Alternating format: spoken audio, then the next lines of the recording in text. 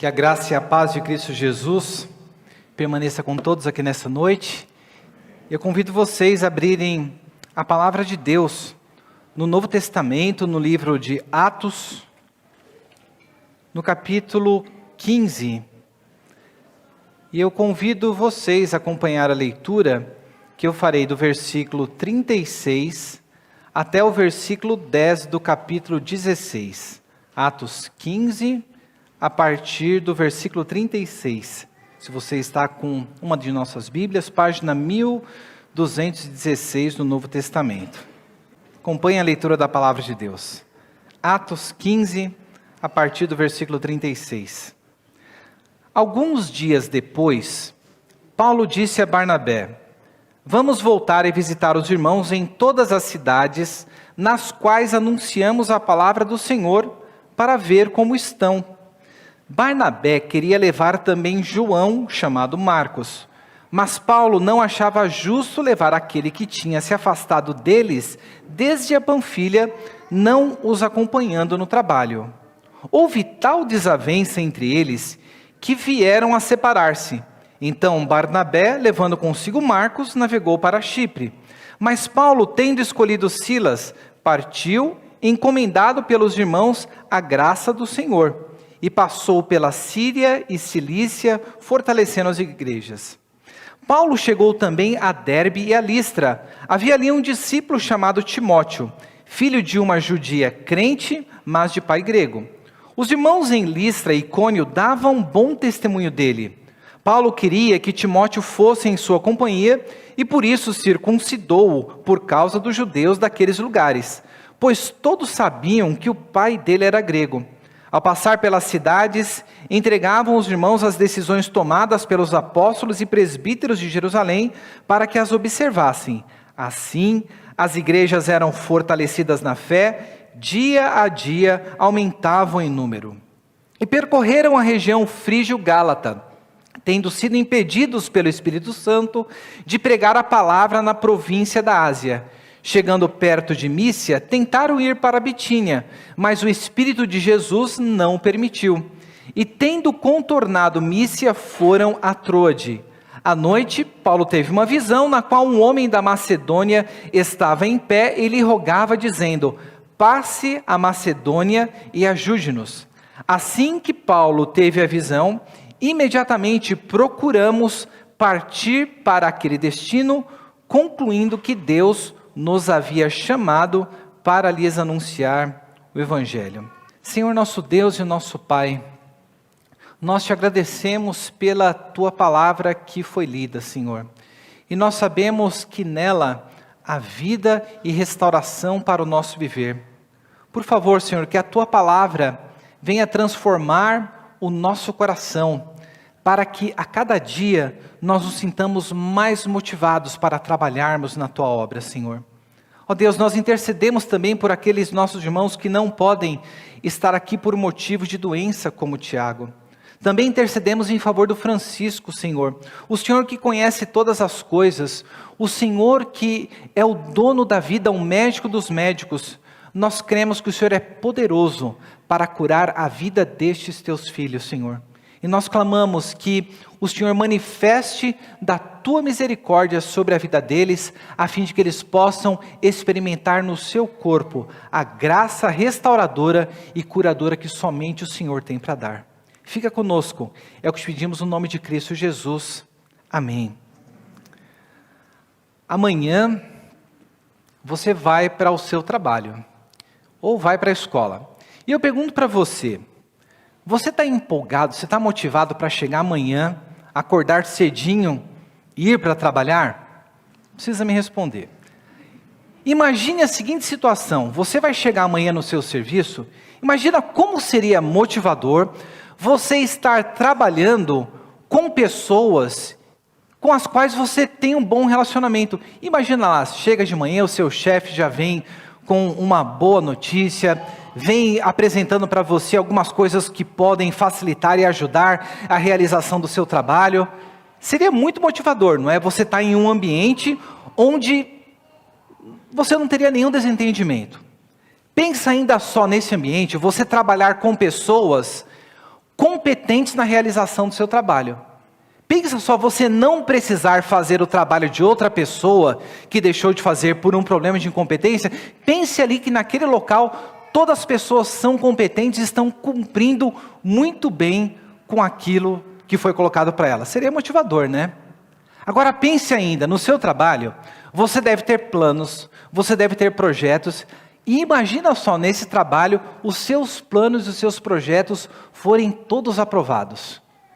Parece o mundo dos sonhos, não é? Seria muito bom, é claro que a gente experimenta isso, mas imagina só, sempre você experimentar a aprovação desses projetos.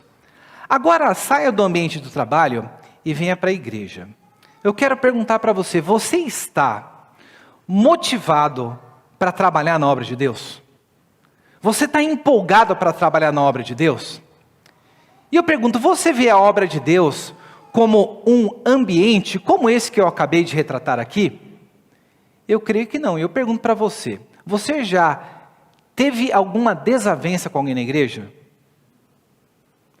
Você já teve algum desacordo que te desmotivou a trabalhar na obra de Deus? Falou, olha, não dá, eu não vou continuar realizando isso não, porque com aquela pessoa, com fulano ou com a Beltrana, não dá, não tem como realizar o trabalho. Eu vou ficar aqui no meu canto, vou ficar ouvindo as pregações. Já aconteceu também de você estar em uma igreja e você não estar com os melhores recursos à sua disposição? Você não ter pessoas que estão prontas para trabalhar, você não ter as pessoas com as melhores capacitações e você se sentir desanimado, olha, quer saber, eu não vou continuar nessa igreja não, porque, sei lá, parece que a coisa não vai no caminho, as pessoas não estão dispostas. Ou ainda, você já desanimou de trabalhar na obra de Deus, porque você, todo empolgado, planejou fazer alguma coisa, você tinha a melhor das intenções para abençoar a vida das pessoas e esse seu projeto não foi para frente? Não foi para frente porque não teve aprovação no conselho, não foi para frente porque as pessoas elas não se ajuntaram com você, ou não foi para frente por algum outro motivo que talvez você não saiba nem a razão. Se nós formos honestos, eu creio que muitos de nós, se formos avaliar, nos encontramos desmotivados na obra de Deus, pelo fato de nos encontrarmos todas essas coisas. Mas eu creio que nós precisamos voltar os nossos olhos para a palavra de Deus, porque ela nos lembra que nós não vivemos ainda em um mundo ideal. Nós não vivemos ainda em um mundo perfeito, mas vivemos em um mundo marcado pela queda. E se nós vivemos em um mundo marcado pela queda, nós precisamos observar o que a palavra tem a dizer para nós sobre o que nós devemos esperar da obra de Deus em um mundo caído. O que nós devemos esperar a fim de que nós nos sintamos motivados para trabalhar na obra de Deus? O que devemos esperar nesta obra em um mundo caído? E nós veremos isso em 3 situações que nós acabamos de ler aqui nessa passagem. Como os irmãos se lembram, no domingo passado o reverendo Wilson esteve pregando na comunicação da decisão do concílio de Jerusalém. Havia algumas coisas, algumas pessoas estavam querendo impor aos gentios hábitos e práticas que eram exclusivos do judaísmo, porque essas pessoas achavam que para a pessoa ser cristã, ela tinha que antes se tornar judia. Mas ali daquele concílio de Jerusalém, orientado pelo Espírito Santo, nós vemos que uma comitiva é levada para levar uma carta comentando quais seriam as resoluções finais, e nós vemos que os irmãos ficam contentes com as coisas que lhes são passadas, e aí nós chegamos aqui no versículo 36. Apenas alguns dias depois, Paulo disse a Barnabé, vamos voltar e visitar os irmãos em todas as cidades nas quais anunciamos a palavra do Senhor, dizendo, para ver como elas estão. Aqui nós vemos o início da segunda viagem missionária de Paulo. Depois de eles terem realizado todo esse trajeto, nós vemos que Paulo aqui e Barnabé, eles resolvem fazer o caminho de volta. Voltar para aquelas igrejas a fim de supervisionar o trabalho, a fim de exortar os irmãos, a fim de ver como que a obra de Deus ela estava realizando. E é nesse contexto aqui do retorno que nós veremos que acontecerá um incidente entre Paulo e Barnabé que os separará. Que fará com que a obra ela tome um outro rumo. E a primeira coisa que eu quero ver com os irmãos aqui sobre o que nós devemos esperar da obra do Senhor em um mundo caído, em primeiro lugar, nós devemos esperar que na obra do Senhor no mundo caído, nós encontraremos e enfrentaremos desentendimentos. Mas a gente precisa observar que nós enfrentaremos desentendimentos, mas o Deus a quem nós servimos é aquele que restaura os relacionamentos. Observe só o que acontece. Nós vemos que na decisão para realizar esta viagem, nós vemos que Barnabé, ele resolveu levar João, o Marcos, o escritor do Evangelho de Marcos. Nós sabemos que Marcos, ele era primo de Barnabé. E ao dizer que queria levar o seu primo Barnabé, nós vemos que Paulo não achou justo aquilo. Não achou justo convidar aquele que havia se afastado deles depois da Panfilha. Se os irmãos voltarem alguns capítulos atrás, vocês verão que Paulo, no meio da viagem, ele resolveu voltar atrás, abandonou o trabalho.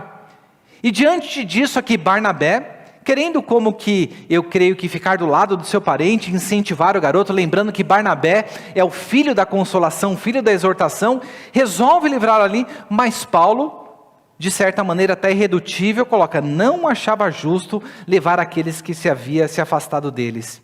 E o versículo 39 diz algo que nos mostra e aponta para a realidade das Escrituras. De o que nós temos aqui não é um discurso maquiado, não é um discurso que tenta mostrar um mundo ideal, mas busca mostrar a realidade do mundo caído. A realidade do mundo caído dentro da própria igreja.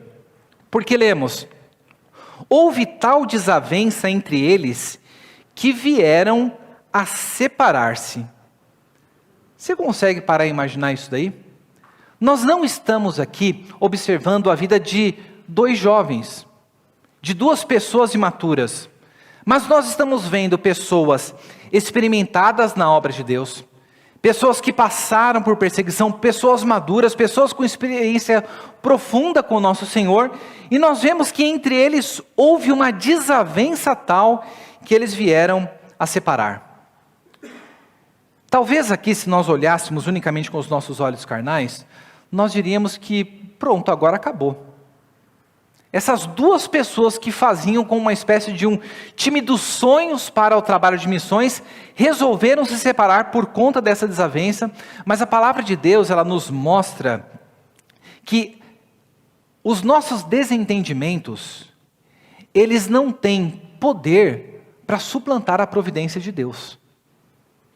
Porque até mesmo em meio aos nossos desentendimentos, Deus ele conduz a sua obra para um bom fim, como nós veremos aqui. Mas se a vida em um mundo caído, e dentro da igreja nós devemos esperar por desentendimentos, nós precisamos parar e refletir a respeito para o que nós fomos chamados. O que você faz quando você enfrenta o desentendimento? Eu tenho certeza que se você não enfrentou, em algum momento você vai se desentender com alguém daqui da igreja. A nossa tendência normal é nós nos afastarmos dos trabalhos, nós nos afastarmos da igreja. Até mesmo algumas pessoas colocam, eu que ficar naquela igreja, cheio de gente hipócrita. Veja o que o fulano fez com aquela outra pessoa. Veja aquela desavença que aconteceu. Mas nós precisamos parar para observar que os nossos desentendimentos são oportunidades que Deus nos dá dentro da sua igreja, para nós percebermos aquilo que precisa ser mudado em nós. Ao invés de nós partirmos para a separação, o que nós deveríamos parar para observar? O que Deus está querendo me mostrar nesse desentendimento a respeito de mim? Veja, o texto da palavra de Deus, ele não emite nenhum juízo contra Barnabé e nem contra Paulo. Cada um tinha suas próprias razões. Barnabé queria estar junto com o seu discípulo, com o seu primo, e ele de certa forma o protegeu e falou, não, vou levar o meu primo. Paulo, por outro lado, olhando, fala, olha, não é justo uma pessoa que não participou desse trabalho, retornar agora conosco nesse processo. Cada um tinha suas razões legítimas, mas nós precisamos parar muitas vezes para observar se as razões dos nossos desentendimentos são razões legítimas. E acima de tudo, nós precisamos parar para observar, a razão desse desentendimento que eu estou aqui, é por alguma razão bíblica? Vocês se lembram? Quando nós vimos lá na primeira viagem missionária de Paulo, uma das coisas que eles enfrentaram ali, foi a oposição de uma pessoa que é colocado como um profeta do maligno, como uma víbora. E nós vemos que a atitude de Paulo para com aquele homem foi uma atitude de repreensão, e o motivo ali era bíblico e era verdadeiro. Mas observa, se a razão do nosso desentendimento não é por questão doutrinária, não é por nenhuma coisa legítima, você já parou para pensar que os nossos desentendimentos podem ser oportunidade que Deus está dando para transformar aquilo que precisa ser mudado no nosso ser? De mostrar aquela coisa que nós não queremos ver, mas é justamente na intimidade, é justamente no convívio, no ardor desses desentendimentos, que nós colocamos para fora aquilo que verdadeiramente está no nosso coração. Veja, no mundo caído nós enfrentaremos desentendimentos.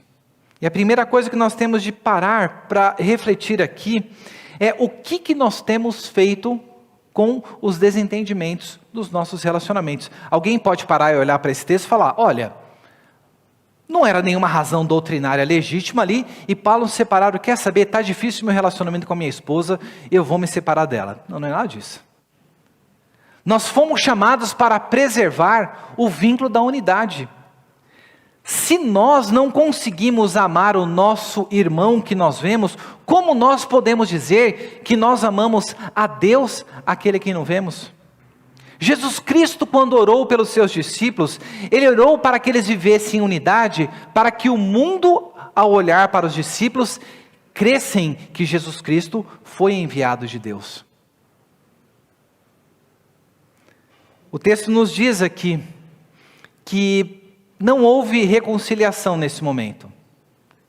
O que nós vemos é que cada um tomou um lado. A palavra de Deus nos diz que a desavença foi tal que Barnabé, ele navegou para Chipre com seu primo Marcos. Lembra, Barnabé, ele era natural de Chipre. No começo da primeira viagem missionária, eles foram para Chipre. Então, a coisa mais óbvia que ele fez, ele voltou pelo caminho para onde eles tinham começado. Mas, por outro lado, nós vemos versículo 40. Mas Paulo, tendo escolhido Silas, partiu encomendado pelos irmãos a graça do Senhor e passou pela Síria, Cilícia, fortalecendo as igrejas. Paulo aqui pega Silas, que havia sido uma das pessoas que havia sido comissionada para levar aquela carta para os irmãos. E nós vemos aqui que ele parte para essa viagem, indo para a direção da Síria e da Cilícia, enquanto Barnabé vai para a direção de Chipre. Eu disse aqui que na obra do mundo de Deus, se tem uma coisa que em primeiro lugar nós precisamos saber, que nós enfrentaremos, são desentendimentos. Mas eu disse que nós enfrentaremos desentendimentos, sabendo que o nosso Deus é aquele que restaura os relacionamentos. Se nós ficássemos unicamente com esse relato, o que nós veríamos aqui? Aconteceu uma desavença, Deus pela sua providência conduziu o trabalho para que a obra missionária continuasse. Veja, Paulo foi encomendado juntamente com Silas a graça do Senhor. Barnabé foi juntamente com o seu primo para Chipre e a obra continuou ali crescendo e eles foram fortalecendo as igrejas. Mas e o relacionamento entre Paulo e Marcos? Se nós olharmos mais adiante para as epístolas paulinas, nós veremos que Paulo vai falar, lá na segunda epístola, na segunda carta dele para Timóteo, você não precisa abrir lá, no capítulo 4, no versículo 11, ele diz o seguinte: somente Lucas está comigo, encontre Marcos, traga-o junto com você, pois me é útil para o ministério. Nós vemos na epístola de Paulo também aos Colossenses, quando Paulo se encontrava preso, ele disse o seguinte: Aristarco está preso comigo, manda saudações, e também Marcos, primo de Barnabé. A respeito deles, vocês já receberam instruções, se ele for até aí, recebam-no bem. Nós vemos que no decorrer da obra, o relacionamento entre esses servos de Deus foi restaurado. E nós vemos aqui ao ponto de Paulo falar: olha, traga Marcos porque ele me é útil no ministério. Nós não sabemos porque muitas vezes esses desentendimentos acontecem. Acontece por conta da pecaminosidade do nosso coração. Mas até mesmo quando nós endurecemos e permanecemos firmes nas nossas atitudes, ao ponto de relacionamentos como o de Paulo e Barnabé serem separados, nós vemos que o nosso Deus, que preserva a sua obra, Ele a conduz a um bom final levando ao crescimento da sua igreja e à restauração dos relacionamentos. Eu não sei como que você está aqui hoje, se você de repente está desanimado com a obra de Deus, porque você se desentendeu com alguém. E talvez esse desentendimento tenha levado à separação. Mas saiba que a palavra de Deus, ela está nos mostrando que esses desentendimentos são algo que é uma coisa que nós devemos esperar no mundo caído, sabendo que o nosso Deus, Ele é aquele que restaura os relacionamentos. O relacionamento entre Marcos e Paulo foi restaurado. Se você conhece a respeito dos feitos de Jesus, foi porque Marcos escreveu um dos evangelhos. Não foi porque ele fraquejou que ele não seria mais útil para a obra de Deus. Mas Deus aqui, Ele restaura os relacionamentos e em meio aos desentendimentos, Ele conduz a sua obra para que o seu nome seja glorificado e para que a sua igreja, ela seja fortalecida. Então saiba, se na sua jornada cristã, se no seu relacionamento com a igreja, você se deparar com desentendimentos, saiba que isso que é algo que você deve esperar. Mas saiba que também, é que no meio desses desentendimentos, Deus Ele nos dá a oportunidade para que os relacionamentos sejam restaurados e a sua igreja, ela seja abençoada. Na sequência do texto, nós vemos uma segunda coisa. Se em primeiro lugar, na obra do mundo de Deus em mundo caído, nós devemos esperar por desentendimentos, mas sabendo que Deus restaura os relacionamentos. Em segundo lugar, nós devemos esperar também que na obra de Deus, nós lidaremos com recursos muitas vezes escassos.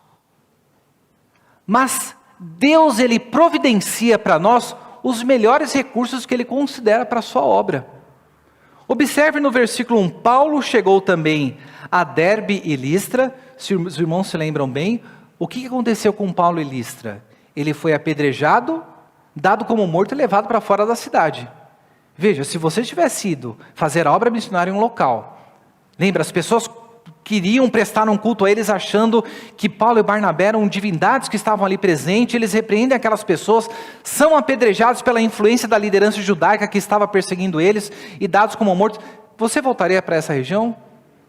É muito provável que não, mas Paulo chegou também a Derbe e a Listra, e ali naquela cidade, onde Paulo havia sido apedrejado e deixado como que morto, havia ali um discípulo chamado Timóteo, filho de uma judia crente. Os irmãos em Listra e Icônio davam bom testemunho dele, e Paulo queria que Timóteo fosse em sua companhia.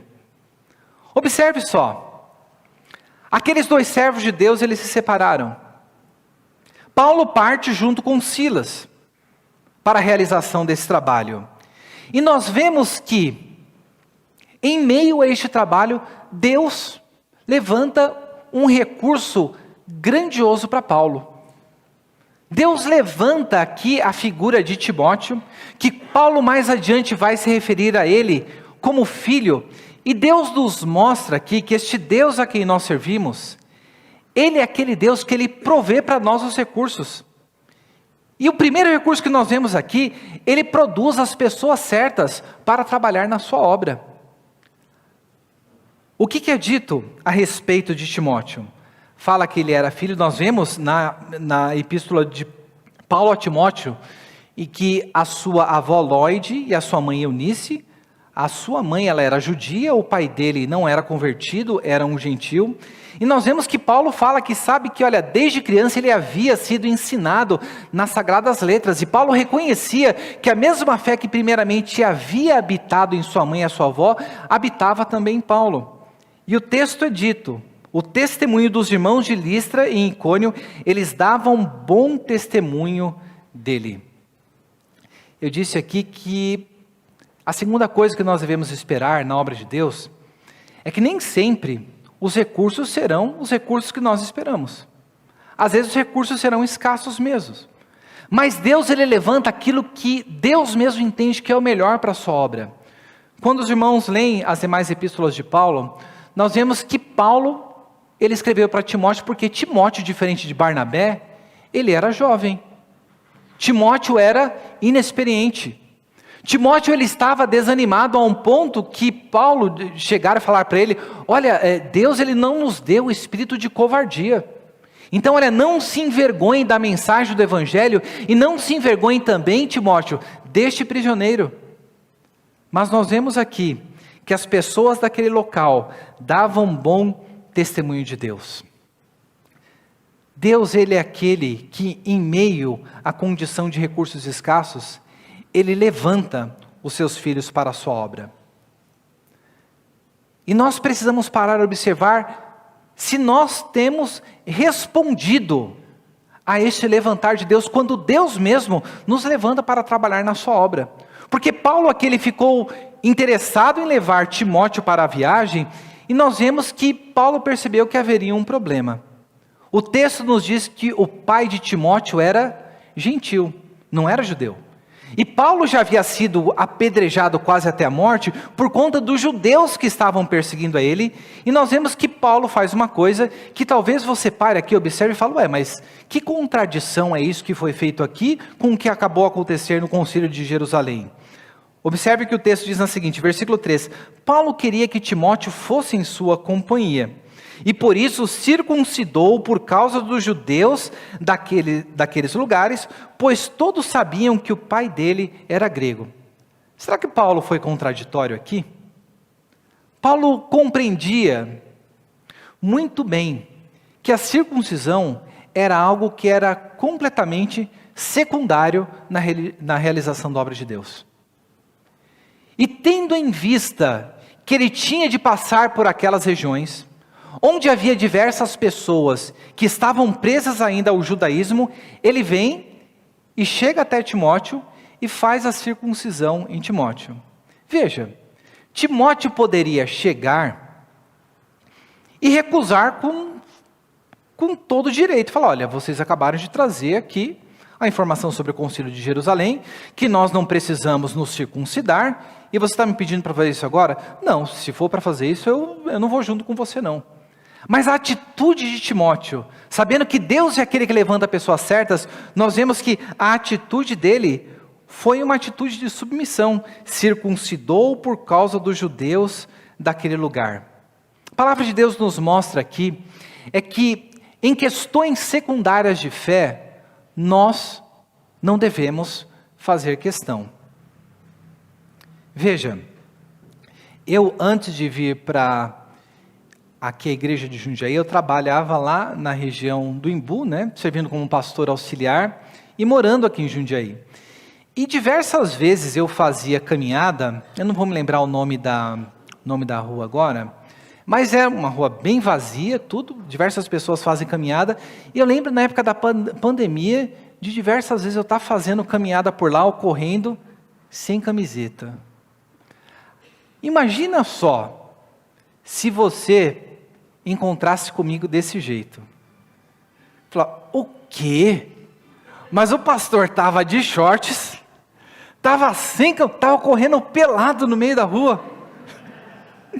Tenho certeza que muitos ficariam escandalizados. Nessa semana, a Yasmin e o Gilberto foram lá em casa, né? E nós estávamos jantando tudo, e eu estava de calça jeans, estava com uma blusa de frio, tudo estava bonitinho, tudo arrumadinho.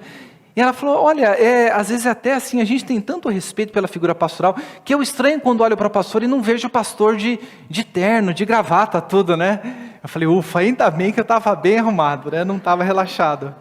Mas veja, muitas vezes por conta da nossa atitude de achar, olha, eu não tenho que me preocupar em nada com o que as pessoas pensarão de mim, não.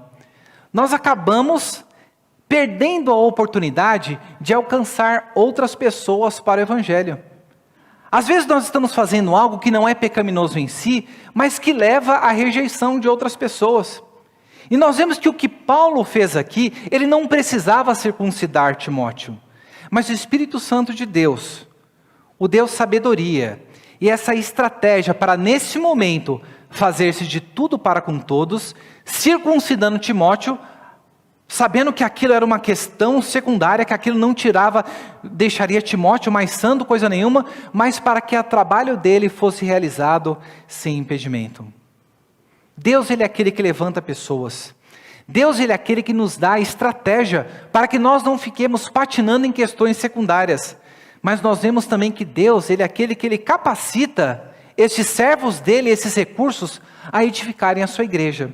Que é o que no versículo 4 nos diz: ao passar pelas cidades, entregava aos irmãos as decisões tomadas pelos apóstolos e presbíteros de Jerusalém, para que as observassem. Assim, as igrejas eram fortalecidas na fé, dia a dia aumentavam em número. Qual foi o resultado deste trabalho? Algo que começou com uma desavença, com recursos de certa forma escassos, nós vemos que Deus utilizou para que aquilo que a sua igreja havia decidido fosse transmitido aos irmãos, e essa igreja foi fortalecida na fé e aumentava em número. Na obra de Deus nós enfrentaremos problemas com recursos de pessoas, recursos escassos, mas o Deus que nos chama, o Deus da providência, Ele é aquele que levanta os melhores recursos para a situação que nós nos encontramos. Ele não é apenas aquele que pega os nossos desentendimentos e dos nossos desentendimentos faz com que a sua obra continue e promove a restauração destes relacionamentos, mas Ele também é aquele que nos provê os recursos necessários. E a terceira situação que nós vemos aqui é que se, em primeiro lugar, como nós vimos, na obra de Deus no mundo caído nós esperamos desentendimentos, mas sabemos que Deus restaura os relacionamentos. Se em segundo lugar, na obra de Deus nós trabalhamos com recursos escassos, mas Deus é aquele que provê o que nós necessitamos. Em terceiro lugar, nessa terceira situação, nós vemos também que se há uma coisa que você pode esperar na obra de Deus, é que os seus planos serão frustrados. Mas o Espírito Santo é aquele que vai dar condução para a sua vida. Versículo 6.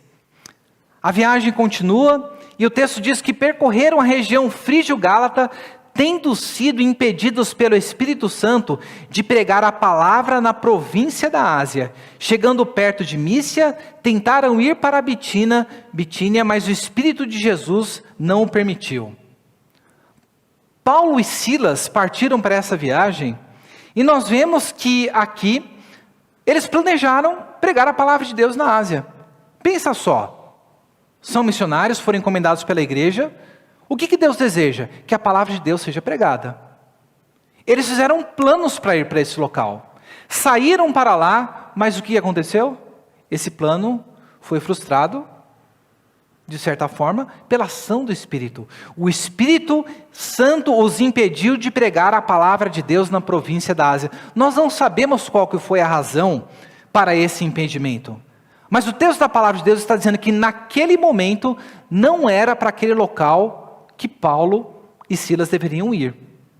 E eles chegaram para perto de Mísia, eles tentaram ir para Bitínia, mas é dito, tendo contornado a Mísia, foram para Troade, porque o Espírito de Jesus, e aqui é a mesma coisa que o Espírito Santo, não o permitiu.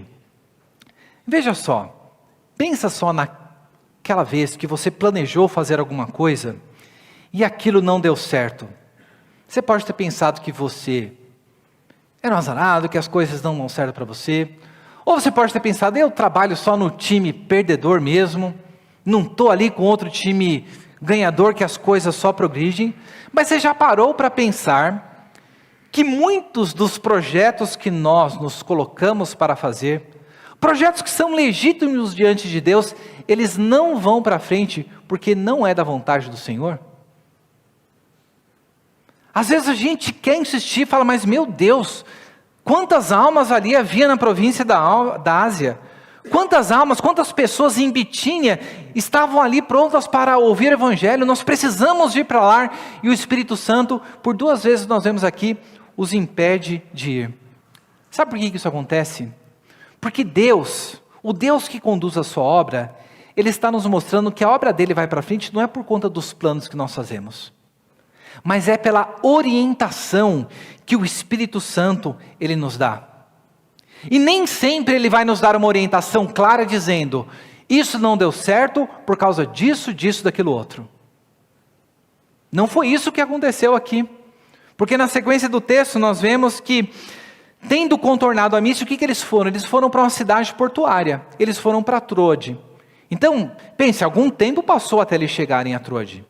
E eles foram sem saber porque Deus os havia impedido de continuar esse trabalho. Mas o versículo 9 é dito, à noite, Paulo teve uma visão, na qual um homem da Macedônia estava em pé e lhe rogava, dizendo, passe a Macedônia e ajude-nos. Assim que Paulo teve a visão, imediatamente procuramos partir para aquele destino, concluindo que Deus os havia chamado para anunciar-lhes o Evangelho. Veja, a palavra de Deus está nos mostrando que Deus é aquele que conduz a sua obra. E nessa condução nem sempre Ele vai nos dar a explicação, porque determinadas coisas não aconteceram do jeito que nós estávamos planejando. Mas o Deus que é o Deus soberano, no momento apropriado, Ele nos dá a sua palavra. E nós vemos que aqui, essa palavra veio até Paulo por meio de uma visão. E essa visão dizia, olha, saia de Troade e vem para cá, para a Macedônia. Se vocês se lembram, em Macedônia, ficava a cidade de Filipos, onde nós temos o livro da Epístola de Paulo aos Filipenses. E vocês se lembram bem do Império Macedônio? O pai de Alexandre o Grande era o rei Filipe. Então era essa região que foi dada o nome em homenagem a Filipe, o pai de Alexandre o Grande. Então a missão de Paulo Silas para a Europa, ela está, não chamava Europa naquela época, né? Mas ela está aqui se iniciando. E nós vemos que nesta visão, Paulo recebe essa visão, e é dito que imediatamente, eu não sei se vocês perceberam, há uma mudança aqui nas terminações dos verbos. Paulo e Silas que estavam na viagem, não é? Mas olha só o que Lucas fala para a gente. Assim que Paulo teve a visão, imediatamente procuramos. Paulo não fala assim, Lucas não diz que Paulo e Silas procuraram ir imediatamente para o destino, mas Lucas, ele se inclui entre eles e fala, olha, eu, juntamente com eles, procuramos partir para aquele destino, concluindo que Deus nos havia chamado para lhes anunciar o Evangelho. Obra que havia começado com a separação de 2 servos de Deus. Nós vemos aqui Silas, Timóteo, Paulo e agora Lucas, juntamente neste trabalho. Muitas vezes os nossos planos são frustrados porque o que Deus, Ele deseja nos mostrar é que na obra dEle, nós devemos ser orientados pela direção que o Espírito Santo traz sobre a nossa vida. Não tem nada de errado você fazer planos, mas nós precisamos fazer os nossos planos sabendo que estes planos devem estar colocados na dependência do Espírito Santo de Deus, porque Ele é aquele que nos dá a direção. Ele é aquele que nos dirige para onde nós devemos caminhar. Nós não devemos esperar hoje aqui que Deus venha falar conosco por meio de sonhos. Porque diferentemente dessa época, o que nós temos? Nós temos a revelação completa de Deus. Nós temos a orientação daquilo que nós necessitamos na palavra de Deus para nós realizarmos a sua obra. Então, ao invés de nós nos sentirmos desmotivados quando na obra na casa de Deus nós enfrentarmos desentendimentos, quando na obra na casa de Deus os recursos forem escassos, ou quando os nossos planos forem frustrados, nós devemos nos lembrar do que a palavra de Deus nos mostra aqui. Que Jesus Cristo, Ele morreu para que os nossos relacionamentos fossem restaurados. Não existe desentendimento que pode trazer ou impedir os planos de Deus para a sua igreja serem realizados. Nós podemos recusar essa ação de Deus, mas quão bom é nós podermos experimentar a restauração, o vínculo da unidade que nós encontramos em Cristo Jesus. Os recursos nem sempre serão os melhores, mas nós devemos trabalhar onde nós estamos com aquilo que Deus nos deu. sabendo que o Deus que nos colocou nesse local, Ele é o que vai levantar pessoas valorosas, como Ele colocou Silas, como colocou Timóteo, um jovem, e como colocou Lucas, juntamente com Paulo nessa viagem. Nós devemos também saber que nossa vida, ela está sendo guiada por Deus, a providência de Deus está nos conduzindo. E tudo aquilo que nós precisamos fazer é sermos sensíveis à voz do Espírito Santo no nosso viver. A palavra de Deus nos diz que o Espírito Santo intercede por nós com gemidos inexprimíveis. Jesus Cristo, ao subir, Ele enviou o Consolador, aquele que está conosco, nos acompanhando, nos guiando e nos dando a instrução na sua palavra. Então que Deus Ele venha, nesta noite, que o Espírito Santo de Deus venha te motivar para você arregaçar as mãos e trabalhar na obra de Deus, sabendo que o nosso Deus é aquele que nos conduz pelos seus planos, que nos provê os recursos que necessitamos e que restaura os nossos relacionamentos.